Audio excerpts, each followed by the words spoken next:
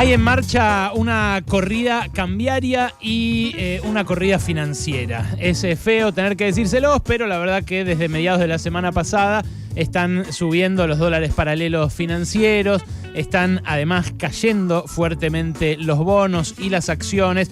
Hoy nos vamos a referir a esto en detalle. En un ratito, cuando viene al piso el lobo bueno de la City, nuestro amigo Santi Liul. Vamos a hablar con él porque hay mucha gente que perdió plata, que había ahorrado, por ejemplo, en un fondo común de inversión o, por ejemplo, en un título de la deuda, en un título público o en acciones, y que esto, bueno, le hizo perder plata. Pero básicamente hay mucha zozobra, más allá de que hayas perdido o no plata, cuando te dicen que el dólar oficial está quieto, pero que el dólar bolsa sube fuertemente hasta 230 pesos, o sea, sube casi 4% solamente en la jornada de hoy y casi 11% en lo que va de este mes de junio. Bueno, empiezan las preguntas, ¿no? También el contado con liqui, o sea, el dólar que se usa para sacar fondos del país, está arriba de los 237, en niveles récord que hasta ahora no había tocado.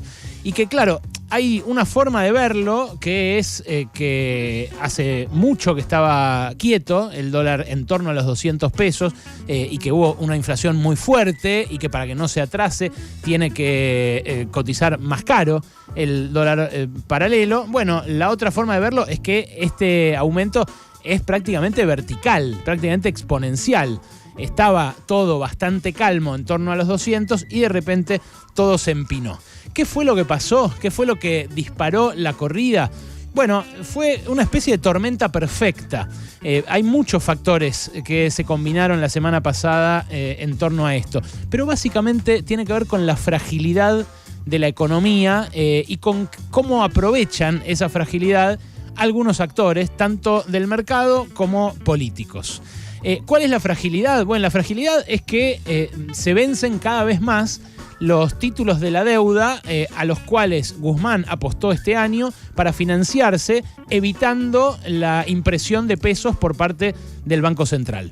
Entonces, para que el Banco Central no imprima pesos y para cumplir con el acuerdo con el Fondo Monetario, lo que hace Guzmán es pedirle prestados esos pesos al mercado. Hay gente o empresas en la Argentina a los cuales les sobran muchos pesos, entre otras cosas por el patrón regresivo del rebote o el crecimiento de este último año, y como les sobran esos pesos, los colocan en instrumentos de la deuda que vende el Tesoro. Bueno, el Tesoro, para convencer a esa gente de que le dé sus pesos, les tiene que garpar, obviamente. Eso es la tasa de interés. La tasa de interés fue subiendo y cada vez le pidieron más tasa de interés. Hasta que en un momento le dijeron, bueno, no podés superar la inflación, porque la inflación cada vez es más alta. Entonces, ¿sabes qué? Te compro directamente los bonos indexados. O sea, pagame la tasa de inflación como tasa de interés y algunos puntitos más. Entonces el Banco Central efectivamente pudo dejar de emitir, el Tesoro pudo hacerse de los pesos, pero a cambio de algo muy peligroso, que es prometerle que le vas a compensar la inflación a esas personas que te prestan los pesos. ¿Por qué es peligroso? Bueno, primero porque al resto de la gente no nos lo compensan. A los que ganamos un sueldo en pesos, a los que trabajan en el Estado, incluso ganan un sueldo en pesos, no se los compensa. A esta gente que tiene los pesos que les sobran, sí se les compensan, pero tampoco es suficiente porque dicen, pará, si la inflación va a seguir subiendo y vos me prometés solamente la inflación, quiero la inflación y algunos puntos más. Entonces, si no me das eso, y no sé, quiero ver si te renuevo ese vencimiento de deuda. En ese contexto de mucha incertidumbre, se da el principio de esa tormenta perfecta. Como es junio, como empieza a acercarse el final de junio, algunas empresas dijeron, vamos a sacar también ese dinero de los bonos de la deuda porque necesitamos los pesos para pagar el aguinaldo. Entonces, más cayeron los bonos que ya habían empezado a caer por la reticencia y las dudas de los inversores. Sobre eso, para peor, se montan varios economistas de la oposición que, empiezan a deslizar la posibilidad de que el gobierno que viene vuelva a reperfilar los vencimientos de la deuda en pesos y no los pague. Porque hay vencimientos que está fijando Martín Guzmán que caen en el gobierno que viene ya, porque no queda tanto de esta gestión. Y empezaron a hablar, primero, economistas como Toto Caputo con sus clientes. Toto Caputo tuvo la semana pasada, yo les conté, varias videoconferencias con inversores locales y con inversores de Wall Street. Empieza a hablar Luciano Laspina también con algunos inversores. Habla Patricia Bullrich en su lanzamiento presidencial y dice no se puede mantener más este esquema de financiamiento. Habla también por lo bajo Carlos Melconian, que también estuvo la semana pasada en el evento de AEA y que también habla permanentemente de la necesidad de un cambio radical, abrupto, en el esquema de financiamiento. Entonces todo eso contribuye a que más se retiren todavía los inversores que ya habían empezado a retirarse por las dudas que genera el propio programa económico. Sobre eso se montó un episodio insólito que ya te conté el viernes pasado, que incluso cuento más en detalle en el panorama semanal en BAE, para el que lo quiera ver, está ahí online colgado en mis redes sociales. Una cosa increíble, casi de los tres chiflados. Enarsa, que es la empresa que tiene que hacer el gasoducto, la empresa estatal que tiene que hacer el gasoducto a Vaca Muerta, que no consigue hacerlo, que se pelean entre sí con Matías Culfas y demás, fue a pagar, porque también se ocupa de eso, fue a pagar uno de los buques de gas importado que hay que traer para compensar el gas que no se extrae acá. Y necesitaba guita en efectivo, porque esos buques, como se los quiere comprar todo el planeta, en medio de este quilombo con la crisis rusa, la invasión de Ucrania y demás, hay que pagarlo a culata de barco. Está ahí en el muelle y si vos no le das los dólares, no descargan el gas. Entonces, para hacerse de los dólares, lo que hizo Enarsa fue vender la cuota parte que tenía en un fondo común de inversión, en el fondo Pellegrini, sacar los pesos y pedirle al Banco Central los dólares al precio oficial. ¿Pero qué tuvo que hacer el Banco Nación y el Fondo Pellegrini para darle esos pesos? Tuvo que salir a vender más bonos de la deuda, que es en lo que está calzado para generarle el rendimiento a la propia Enarsa.